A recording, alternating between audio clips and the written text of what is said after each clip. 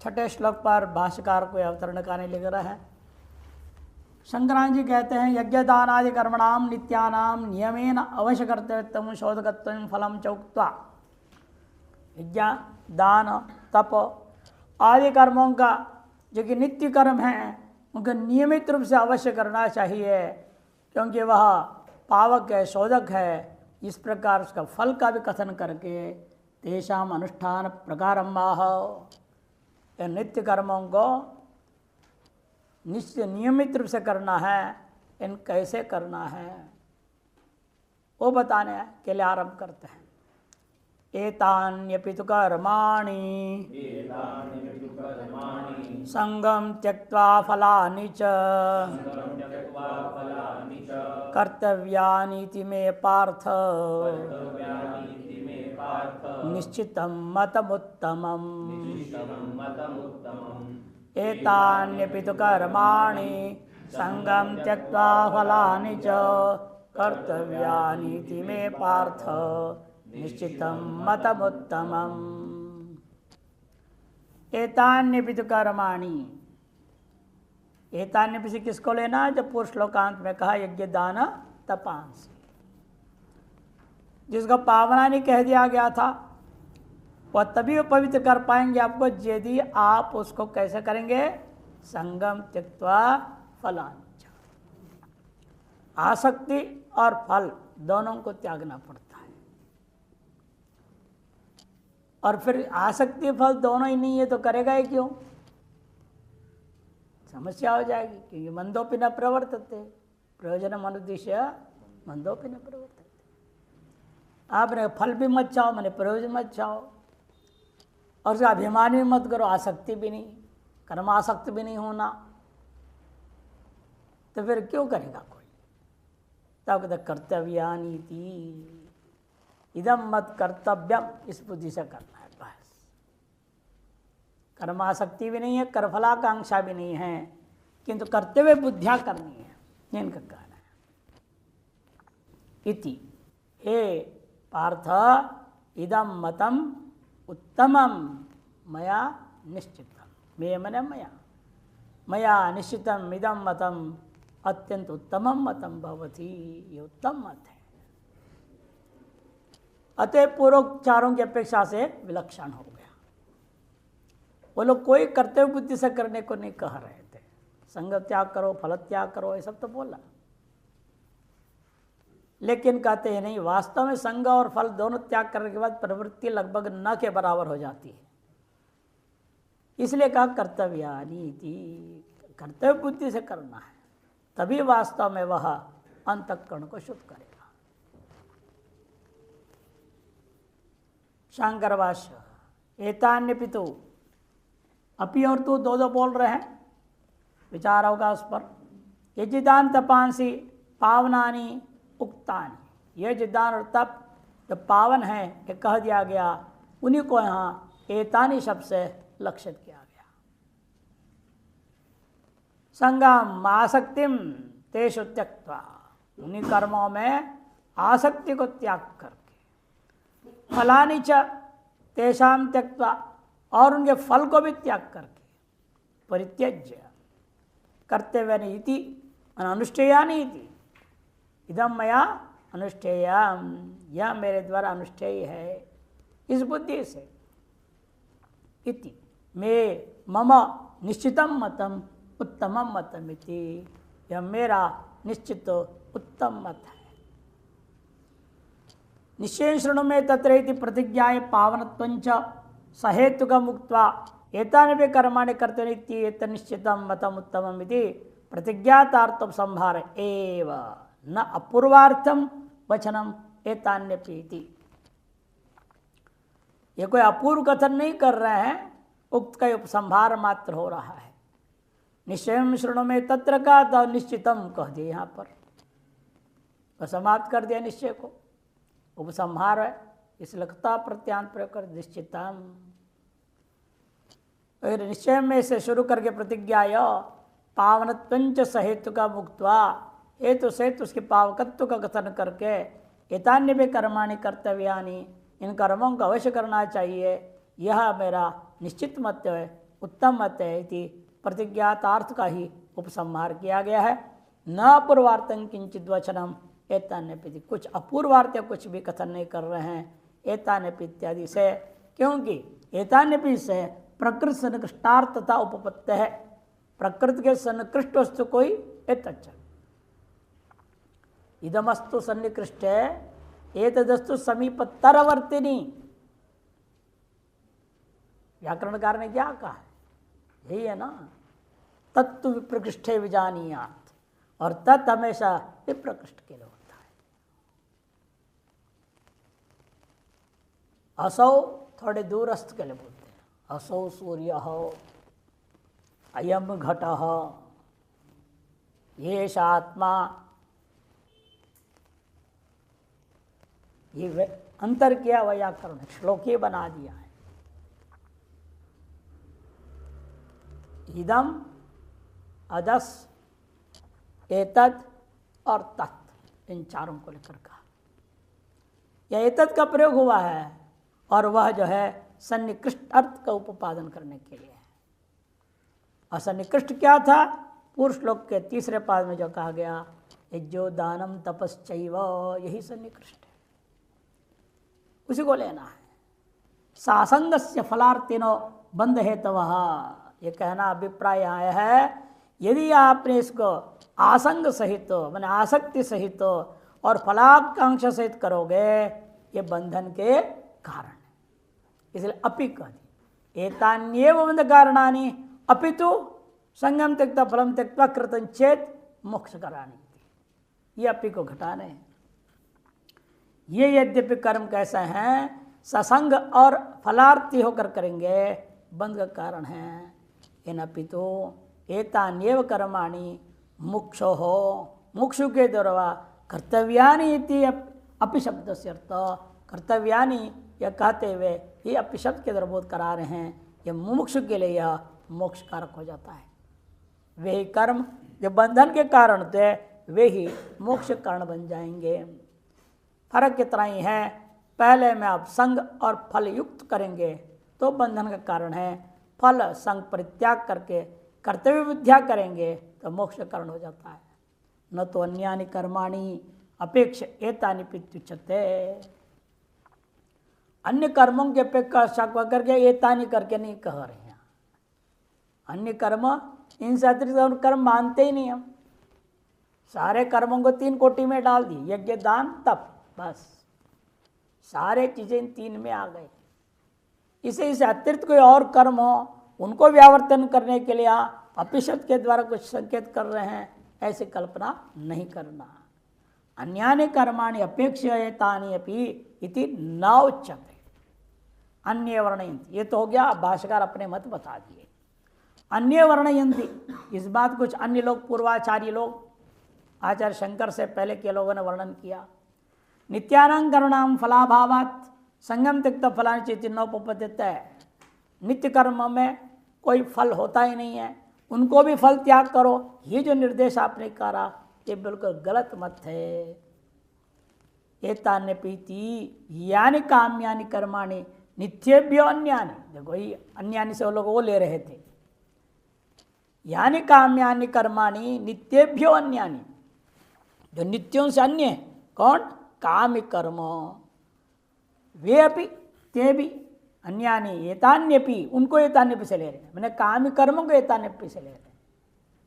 जब फल वाले हैं उनको फल रहित करोगे तो वो भी मोक्ष के साधन बनेंगे, ये कहना चाह रहे हैं। ऐसा अन्यों की व्याख्या है ये। इत्यभ्यो अन्यानि एतान्यपि कर्तव्यानि किमुत यज्ञ दान तपांसी इत्यादि थी।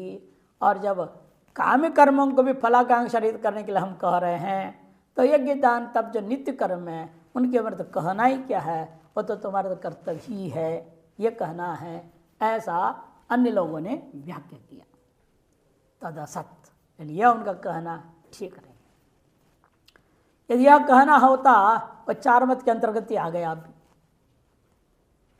अलग कह रहे कि ईश्वर का मत अपना, वही समझा रहे हैं।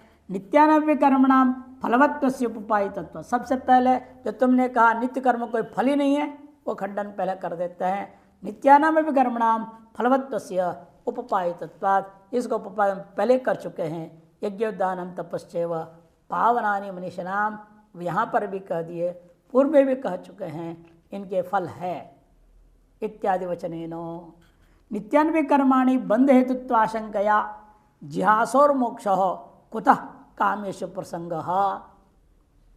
क्योंकि मुमुक्षु तो नित्य कर्म भी नहीं चाहता है, वो सोचता है नित्य कर्म क्या है, वो भी बंधन के कारण है। नित्यान्य कर्माणि बंध हेतुत्व, इस आशंका से उसको भी त्यागना चाहता था। तब भगवान ने कहा नहीं नहीं नहीं, तुम अभी उसको त्यागने योग्य नहीं हो।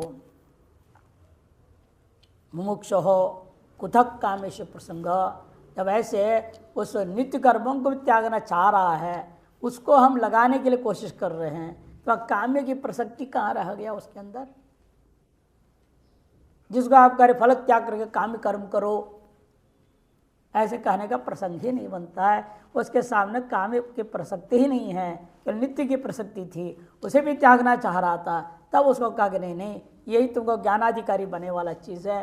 इस ज्ञानाधिकार का कारण पावकत्व अंतर्गत शुद्धि इनसे ही होना है, इसे इनको तो मत त्यागो, इनको बल्कि जो इसका फल बताया गया अन्यत्र ब्रह्मलोके मय से, संध्या वंदन करने क्या कहा, आप ब्रह्मलोक में जाओगे, वो फल को भी त्यागो, ये कहना इष्ट है।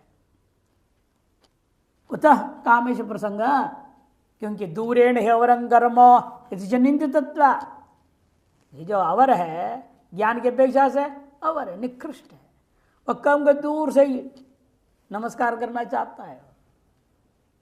भैया कर्म और कर्मकांडी कर्मी गृहस्थी आपका दूर से प्रणाम है, दूर ही रहो। ये जिसके संग करोगे वैसा रंग होगा ना, इसलिए उनसे बच के रहना पड़ता है। जितना इनसे बच के रहो उतना अच्छा रहेगा। इसलिए महात्माओं को कहा एकांतवास करो, साधकों को कहा एकांतवास करो। अब एकांत कहाँ ही कर पाते बेचारे, भगवान अवसर देते तो भी ये छोड़ते नहीं, उल्टा काम है।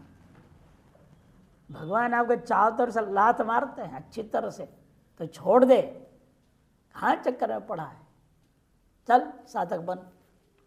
लेकिन ना, वो चिपकता है उसी, छोड़ता ही नहीं। मोह ऐसा विचित्र चीज़ है, ये छूटता नहीं। चाहे जितना उपदेश दे लो, जितना सलाह ले लो, जितने भी कहो। वो कोलू का बैल की कहानी बता, कोलू का बैल घूम फिर के वहीं आएगा, वो कोई ना कोई बहाना ढूंढ लेगा। आपको बेवकूफ़ बनाने में माहिर हैं ये लोग।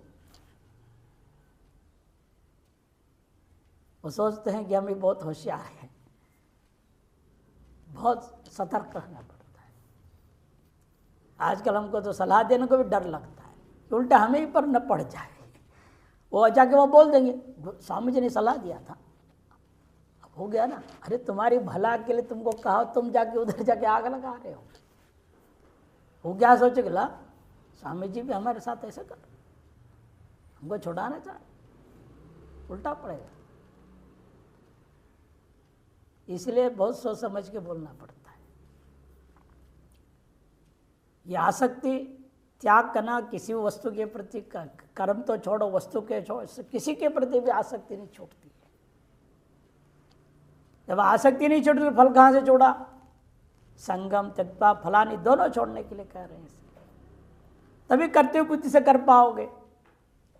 वो भी नहीं करना चाह रहे तो उसके लिए कहा कि नहीं नहीं तुम्हें करना है कर्तव्य बुद्धि से। तो पूर्वोक्त काम कर्माणि गृहीत्वा कहते नहीं हो सकता, क्योंकि जो है स्पष्ट कर दिया कि वहाँ बंध हेतुत्वाशंका जिहासर मोक्ष कुतः कामेश प्रसंग दूरेण एवं कर्म इति च निंदितत्वात् यज्ञार्थात् कर्मणो अन्यत्र काम्य कर्मणाम बंध हेतुत्व से निश्चितत्वात्।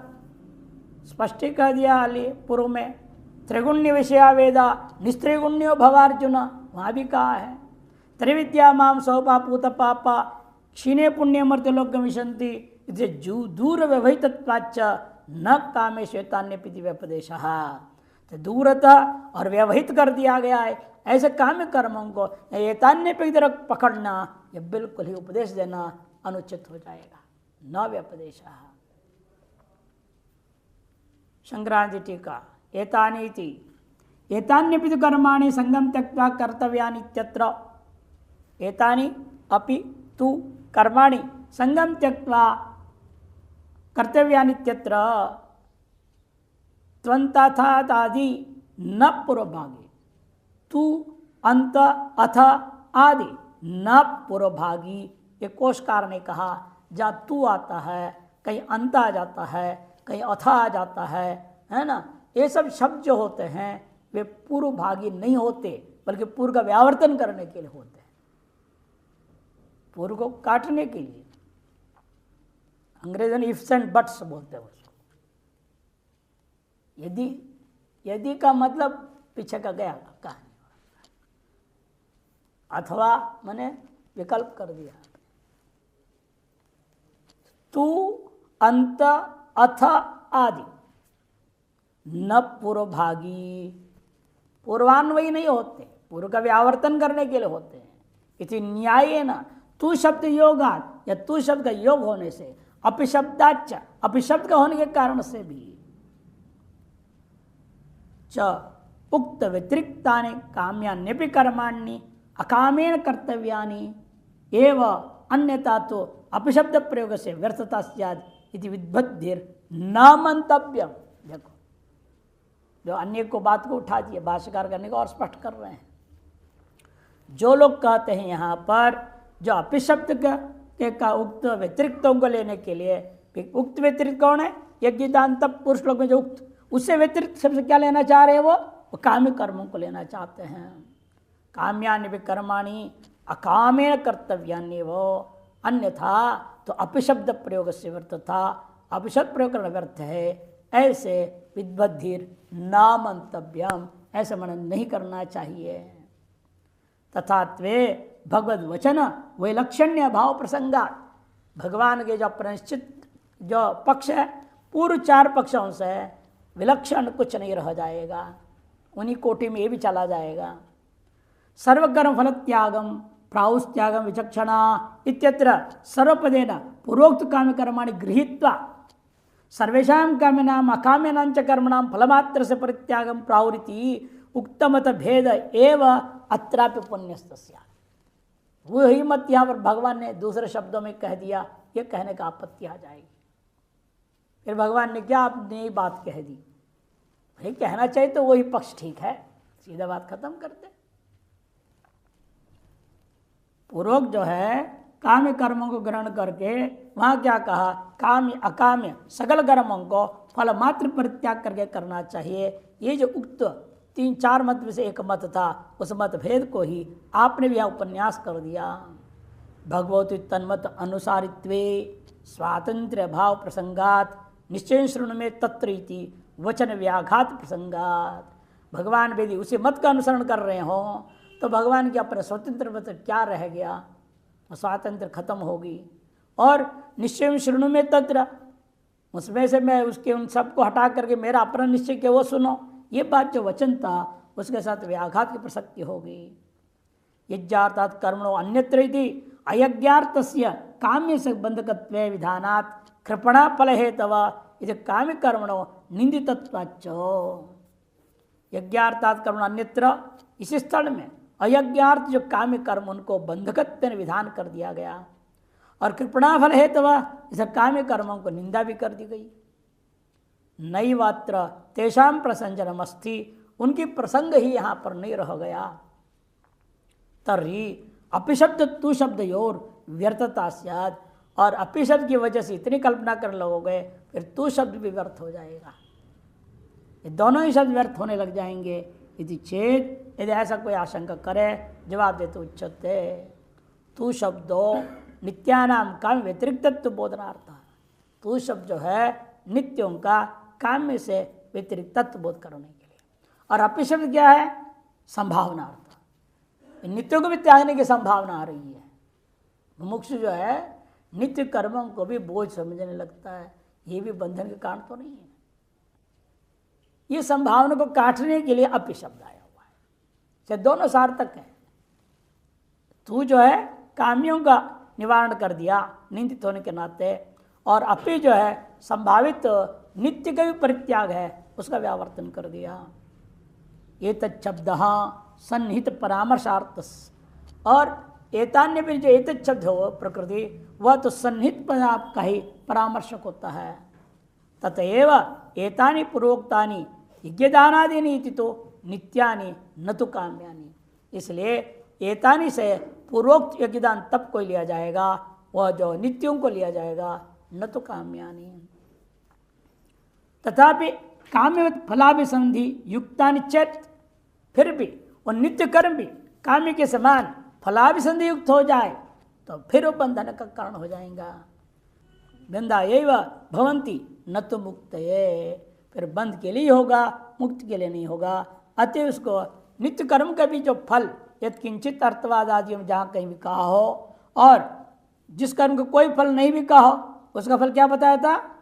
स्वर्ग ही ना। जैमिनी ने कहा स स्वर्ग स्यात् सर्वान् प्रत्यविशिष्टत्वात्, छठे अध्याय का सूत्र है मीमांसा दर्शन का। वहाँ स्पष्ट ने कह दिया वहाँ कोई फल नहीं जहाँ पर बताया गया, वहाँ उसका फल यही मानो स याग स्वर्ग फलक है। क्यों? सर्वान् प्रत्यविशिष्टत्वात्, सब यही चाहते। यदि चिड़िया से पूछा जाए उसकी भाषा से, वो भी कहेगा मेरे को स्वर्ग चाहिए। फिर तुम्हारे पिता माता मर गए, कहाँ गए? तो स्वर्ग गए। तो चिड़िया हो, पशु हो, आदमी हो, राक्षस हो, सब यही कहेंगे। डकैत हो, चोर हो, बदमाश हो, कोई भी अपने बाप को या अपने माँ बाप को खुद को चाहता ही नहीं हम कभी नरक आदि में जाए। न कोई गए हों, आज तक से जितने गए सब स्वर्ग गए हैं, तो नरक तो खाली पड़ा होगा नहीं। स्वर्ग सभी की इच्छा के मुताबिक भगवान करने लग जाए, ये नरका के नीचे के जितने भी लोग कैसे तो खाली हों। ये हम लोग जो बोलते हैं उसके अनुसार सबको सीधे स्वर्ग भेज दिया। इसे स्पष्ट है भगवान हम लोगों की इच्छा के मुताबिक सबको स्वर्ग नहीं भेजते हैं, नहीं तो उनके लोगों की व्यवस्था ही बिगड़ जाएगा। सारे लोग खाली पड़े रह जाएंगे, एक स्वर्ग लोग में ओवरफ्लो हो जाएगा। फिर वहाँ पे कहना पड़ेगा हम तो हमारा एक नहीं जनसंख्या वहाँ भी बिगड़ जाएगी ना। इसलिए भगवान की व्यवस्था में ऐसे नहीं होता है। वो हम लोग भले चाहते हैं, इस जमीन का जिस कर्म का कोई फल नहीं बताया वहाँ स्वर्ग मान लेने में कोई दोष नहीं है। अच्छा, नित्य कर्मों का भी जहाँ कोई फल नहीं कहोगे उसका स्वर्ग तो फल है ही, उसकी भी त्यागो, ये यहाँ कहना अभिप्रेत था। तथापि काम्यवत् फल अभिसंधि युक्तानि चेत बंधावे भवन्ति न तो मुक्तः ततस्तान्येतानि यज्ञदानादि नित्यानि संगम सज्जते अनित्य संग। इसलिए हमारा निष्कर्ष है वह यज्ञ आदि नित्य कर्म में उनको संग सज्जते अनिति संग काम तम संगम फलानि च उक्तानि वक्ष्यमाणानि च अनिष्टादीनि त्यक्त्वा, उनमें जो आसक्ति है वो आसक्ति को त्याग दो। अतएव काम और तम संगम च फलानि च, काम ही संग का अर्थ में काम ही कर दिया। संगम ने कामना, कामना को त्याग दो। और किस विषय कामना त्यागना है? फल विषय कामना त्याग देना। जो कहे गए पूर्व में जो जो फल है, ये आगे जो कहे जाने वाले इष्टम अनिष्टम मिश्रण च, उन फलों को भी त्यक्त्वा मुक्ष भी ईश्वरार्पण बुद्धिया, मोक्षों के द्वारा ईश्वरार्पण बुद्धि से करना है। बार बार भाष्यकार हो, टीकाकार लोग कोई नहीं कहता ईश्वर प्रीत्यर्थम, ऐसा नहीं कहते हैं। ईश्वरार्पण बुद्धि से करो तो ये वस्तु गोविंद तुभ्यमेव समर्पय, मेरा कुछ नहीं है, काय लागे मेरा, तेजा तुझको अर्पण काय लागो मेरा, आरती में भी कहते हैं। इसलिए अर्पण करना है, समर्पण करना है, लेकिन वहाँ उनकी प्रसन्नता हो मानने की कोई जरूरत नहीं, प्रीत्यर्थ कहने की भी जरूरत नहीं है।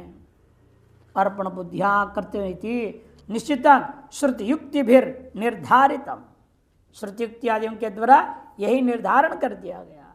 अतः वह मम ईश्वर से मतम सिद्धांतम, वह मेरा ईश्वर का यह मत सिद्धांत है। और उत्तमम, उन चार की अपेक्षा से पांचवा जो है वो उत्तम है। उक्तेभ्यो मतेभ्य उत्कृष्टतमम इत्यर्थ। उक्त चार मतों की अपेक्षा से यह उत्कृष्टतम मत है। ये प्रत्यवाय रहितत्वेन नरकादि अनिष्ट निवृत्ति हेतुत्वात् स्वर्ग गमनागम क्लेश निवर्तकत्वात् चित्त शुद्धि द्वारा अभीष्ट मुक्ति हेतुत्वाच्च तेभ्य श्रेष्ठतमम इत्यर्थ। ये उत्कृष्टतम है, श्रेष्ठतम है। क्यों है? हेतु दे दिए इतने सारे। सबसे पहला हेतु है प्रत्यवाय से रहित हो जाओगे। मोक्ष पर्यंत आपने यदि नहीं छोड़ा नित्य कर्मों को तो आप किसी भी प्रकार कोई प्रत्यवाय लागू नहीं होगा, तो आपके मुक्ति में कोई प्रतिबंधक नहीं रहेगा। दूसरा, नरकादि अनिष्ट की निवृत्ति तो हो ही गई। तीसरा, स्वर्ग के प्रति गमनागमन का जो चक्कर था क्लेश, वो भी निपट गया, उसका भी निवर्तक है ये। और चित्त शुद्धि द्वारा ज्ञान प्राप्ति पूर्वक मुक्ति का भी हेतु होने के कारण से यह सर्वश्रेष्ठ समझो। इस तरह से उत्तमत्व के लिए चार हेतु दे दिया गया है। तृतीयांतम पंचम्यंतवा हेतु वचनम, हमेशा जो तृतीयांत होता है या पंचम्यंत होता है वह हेतुवाचक होता है। नैयायिकों ने भी बात को स्वीकार करे, व्याकरण अनुसार कहा है, क्योंकि हेतु सूत्र ही है, हेतु अर्थ में तृतीया होती है। लक्षण हितभूता ज्ञान अर्थ में तृतीया होती है। इसे तृतीया एक प्रयोग किया पहले, प्रत्यवाय रहितत्वेन हेतु है, और आगे से पंचमी प्रयोग कर दिया। ये नैयायिकों ने अपने पंचावय वाक्य में है ना, हेतु है ना वहाँ, प्रतिज्ञा हेतु उदाहरण उपनय निगमन पंचावय का, वह हेतु का लक्षण पूछा तो हेतु किसे कहते हैं, तो उन्होंने यही कहा कि तृतीयांत व पंचम्यंत व हेतु वचनमिति। जब तृतीयांत होता है या पंचम्यंत होता है वह हेतु वचन होता है। इसे अधिकतर यहाँ भाष्यों में आप देखेंगे जहाँ हेतु कथन करना होता है, पूर्वोक्त बात के अर्थ कारण बताना है, इस कारण से मैं ये बात कहा हूँ, और तृतीयांत प्रयोग होता है तो वह पंचम्यंत होता है। इसलिए कुल मिला के यहाँ चार हेतु हो गए। टिप्पणी, प्रतिज्ञातम अर्थ उपसमर्थ, प्रतिज्ञात अर्थ का उपसंहार कर रहे हैं विशेष भेद पूर्वक। यहाँ भी क्रम भी भेद में भी विपरीत क्रम से जाएंगे। बताओ, अब तक पहले सात्विक पर राजस तामस बता करते थे, अब यह क्रम उलट दिए, पहले तामस फिर राजस बाद में सात्विक बताएंगे। बताओ, उत्तम मत को कि भेद को बताने के लिए विपरीत क्रम, और अन्य सब मतों को बताने में सीधे क्रम जाते हैं। आगे भी सब सीधे ही लेंगे, पहले सात्विक फिर राजस फिर तामस लेंगे। कि त्याग के मामले उल्टे क्रम से चलते हैं, इसलिए क्योंकि सावधान करना है। हम लोग सोचते हम अपने आप बड़े त्याग किए हुए हैं, लेकिन आपका त्याग में तामस त्याग होगा या राजसी होगा, सात्विक कदाचित हो जाता है।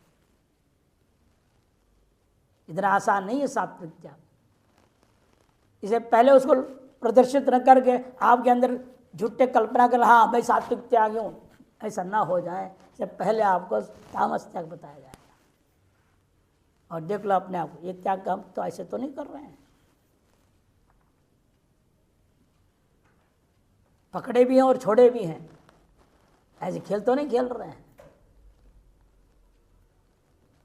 आपने देखा होगा जो बिल्ली है ना, जो चूहे खाते हैं तो कैसे खाते हैं, एकदम मार के नहीं खाते, कभी बहुत भूख लगी हो कभी कर दे तो बात अलग है, नहीं तो पकड़ेंगे उसको, एक दांत मार देंगे और फिर छोड़ देंगे तो भागेगा, और फिर पकड़ेंगे, दूसरे टांग तोड़ देंगे, फिर छोड़ देंगे।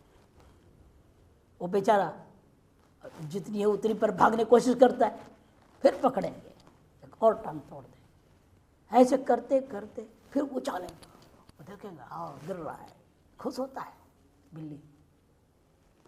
उटक पटक करते करते अंत में देखता है तो हिल नहीं रहा है, चित्त पड़ गया, तब बोंडा बना के खा लिया।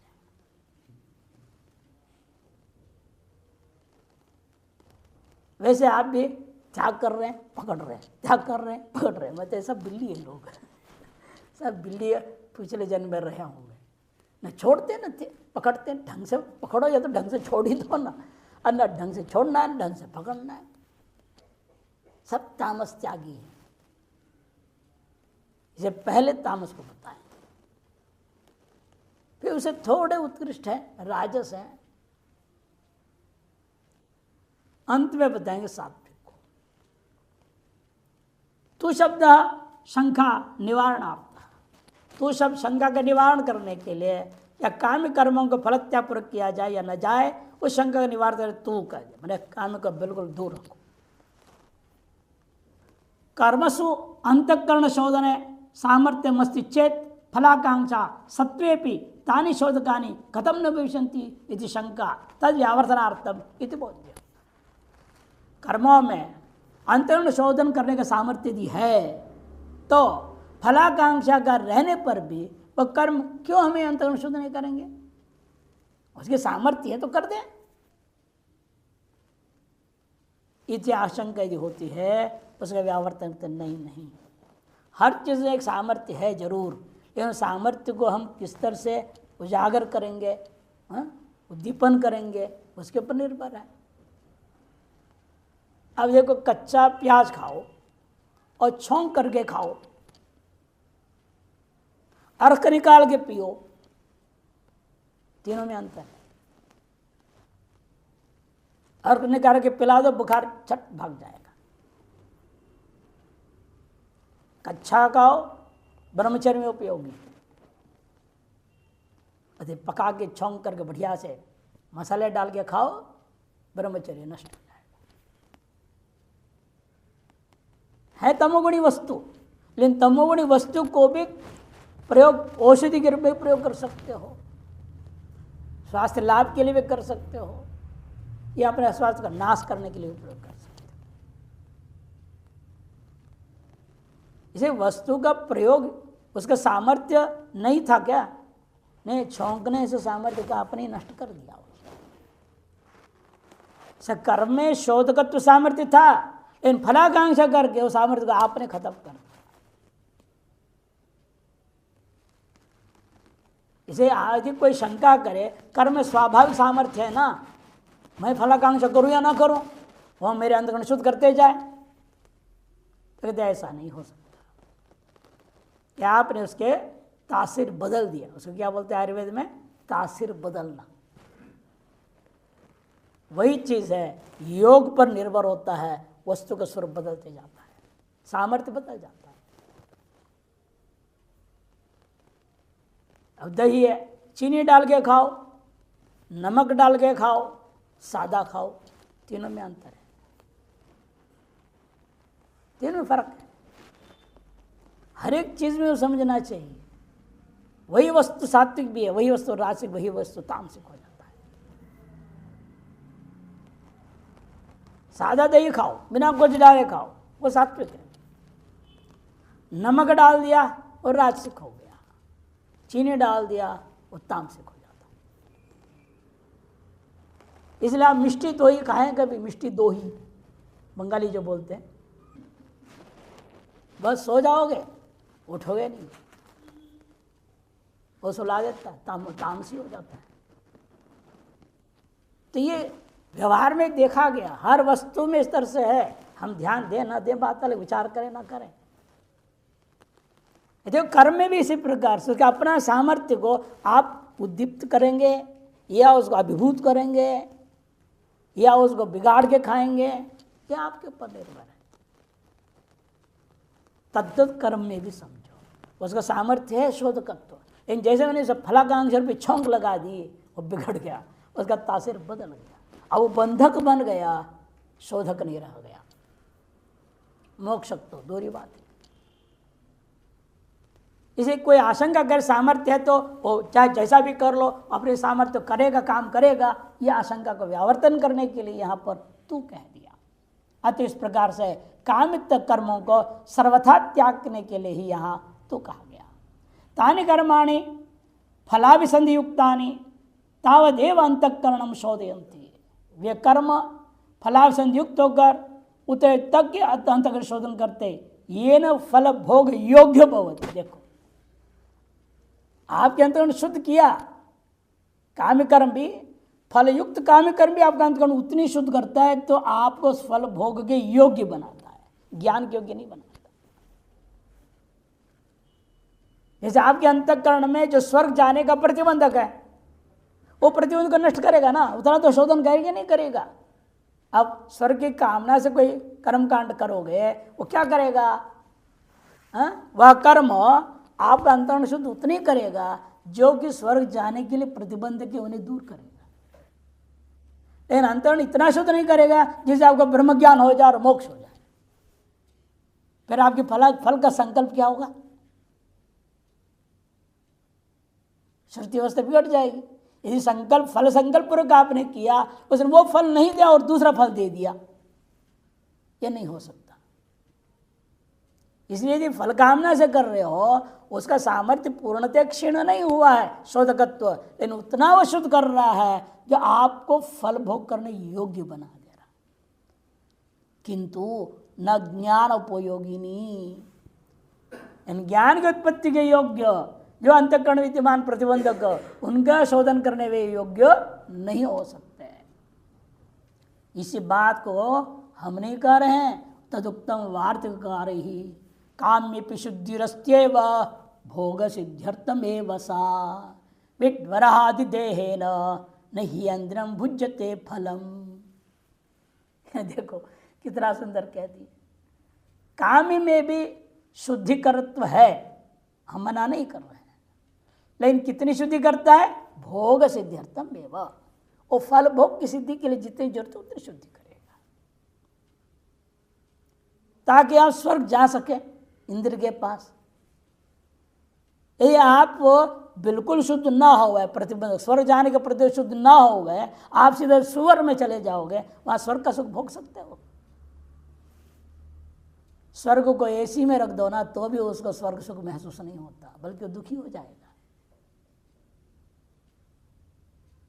एसी में पलने वाले भी सुअर हैं, ऐसे नहीं कि नहीं है। बड़े एसी पूरा हॉल बना हुआ है, उसमें कुत्ते भी पल रहे हैं। एक आदमी तो 6 फ्लैट बना दिया, 6 कुत्ते थे, उसके हंगामा मारते थे, बाहर लड़ते रहते थे। आस पड़ोस वाले कंप्लेंट कर दी। इटली की कहानी है, आज से 20 साल पहले की। कोर्ट में केस कर दिए लोगों ने, हमारी नींद हराम कर देता है, परेशान करते, बच्चों को पढ़ने नहीं देते, कुत्ते लड़ते रहते हैं इनके। तो उसने मुझे 6 मिनट टाइम दे दीजिए, हम सब समाधान कर देंगे। उसे 6 फ्लैट खड़ा कर दी, सारी सुविधाओं के साथ, सब ऐसे टोटल पैक्ड, बाहर आवाज जा ही नहीं सकता। और 6 महीने को ट्रेनिंग भी, 4 विशेष लोगों को तनख्वाह देकर उसको ट्रेनिंग कराया, टीवी चलाना, टॉयलेट जाना, टॉयलेट फ्लश करना, सब चीज़ सिखा दिया। और 6 कुत्तों ने 6 फ्लैट में लगाया। बताओ, करोड़ों को फ्लैट मुफ्त में मिल गया कुत्तों को, यह आदमी के पास नहीं है। लेकिन फिर भी आप उस कुत्तों से पूछेंगे, भाई तुमको गली में जो मौज कर रहा था अभी मिल रहा है यहाँ, वो दुखी होगा। भले हमें लगता है बहुत सुविधा मिल गया है इनको, बहुत बढ़िया है, देखो टीवी ऑन करके देख रहे हैं, टॉयलेट जा रहे हैं, खाना पीना कर रहे हैं, सब केक मिल रहा है खाने को, बर्थडे का, क्या क्या हो रहा है। आपके दृष्टिकोण से लगता है बहुत अच्छा मिल रहा है, लेकिन उनसे पूछो तो दुखी होंगे। गली में जो दौड़ते आपस में लड़ते फिरते हैं, वो सुख वहाँ थोड़ी है, वो नहीं हो सकता है। इसलिए कहते देखो, विड वराह आदि देह है ना, विड वराह माने सुअर, आदि देह के द्वारा नहीं ऐन्द्रियम भुज्यते फलम, इंद्र आदि पद प्राप्त करके जो फल भोग करने योग्य होता है, वह फल आप उन योनियों में भोग नहीं कर सकते। काम्य कर्मों का काम इतना ही है, आपको इंद्र आदि पद फल भोग करने लायक जितने प्रतिबंध है उन्हें दूर करके वहां पहुंचने के रास्ता तैयार कर देंगे। अतएव ज्ञानोपयोगी कर्माणि संग फल उभय रहतानि एवं, इसे ज्ञान उपयोगी अंतर्न शुद्धि करने वाला कर्म वही माने जाएंगे जो संग और फल उभय रहित होंगे। तस्मात् तथैव मोक्ष भी कर्तव्यानि इति सूचितम, इसी प्रकार से इसलिए मोक्षों के द्वारा कर्तव्य बुद्धिया ही इन कर्मों करना चाहिए, ये बातें सूचित किया। तत्र उदाहरणम युधिष्ठिरेण यथा, युधिष्ठिर ने कहा, अरे तुम यज्ञ क्यों करना चाहते हो? कृष्ण ने पूछा, यक्षे विभूतिर्भवतः, कहता मैं इसलिए याग करता हूँ, यह आपकी विभूति का स्वरूप मान के, मैं कोई फल नहीं चाहता, मुझे इसमें कोई आसक्ति नहीं है। मैं क्षत्रिय हूँ, राजा हूँ, मेरा कर्तव्य अश्वमेध याग करना, और अश्वमेध याग आपका विभूति का स्वरूप है, इसे मैं करता हूँ। ऐसी दिव्य दृष्टि से कर्म करनी चाहिए जो करोगे, तभी अंतःकरण शुद्ध होकर ज्ञानाधिकारी हो जाओ।